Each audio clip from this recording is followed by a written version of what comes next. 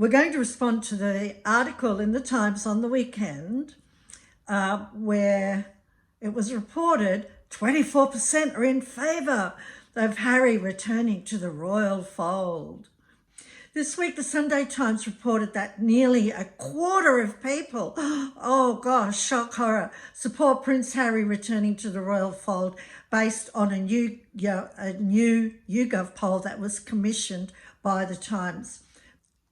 That same outlet ran a poll on X, polling over 1,500 people, and 90% said no. It was a hard no to a Sussex return.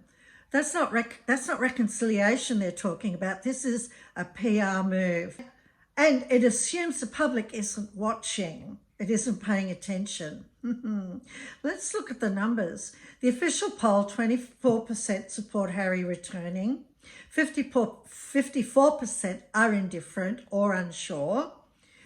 Indifference to anyone chasing celebrity or clout it's a kiss of death. 22% actively oppose it.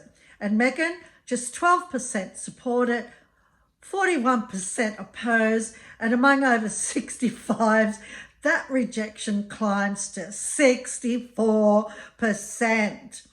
And if you look at approval ratings, negatively, Meghan sits at minus 53, Harry at minus 32. So when a newspaper headline shouts, 24% want Harry back, it isn't telling the full story. It's trying to reframe a narrative. That's not opinion, it's spin. And the big question is, from who? Is this just the media? Is this Valentine Lowe promoting his next book? This is a man who outed Meghan as a bully, where staff labelled her a narcissist, a narcissistic sociopath. Doesn't get any more dramatic than that. And now listen to this tune that he's playing today. I've long respected the man's work. He's broken more stories than most others. But he writes, he's urging forgiveness. He's hinting at a Sussex return. And yes, I find it cold. He's talking about opposition to the return, right? This is what's going around, this redemption arc after the peace summit.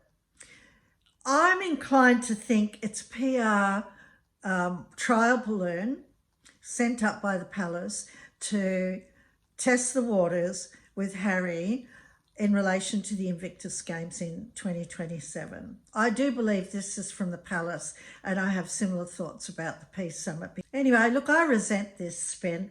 I resent being played. They think they can play the public, right?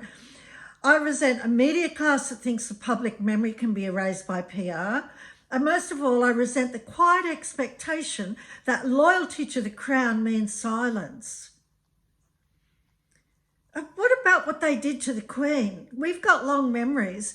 I think that it may have been a little bit easier for them if they hadn't attacked the Queen in her late years when she was ill, and Prince Philip when he was in his hospital bed dying. I do think that the mood wouldn't have been so hard. This is a redemption arc. And look, it might serve the press, but it doesn't serve the truth. And it doesn't serve the public who've not forgotten. They've got long memories. They're my thoughts, take it for what you will. I believe it's the palace putting out a trial balloon, and, they work for the Royal Road of these reporters, But this from Valentine Lowe, whoa. I'm Catherine White. I'm a Royal Australian, and this will be an article on Thursday about 7 a.m. Australian time. There's a few articles up there already, and I'm going to just build that, and that will become the hub for everything else. So I very much enjoyed doing this one because it's all BS and I smell a rat.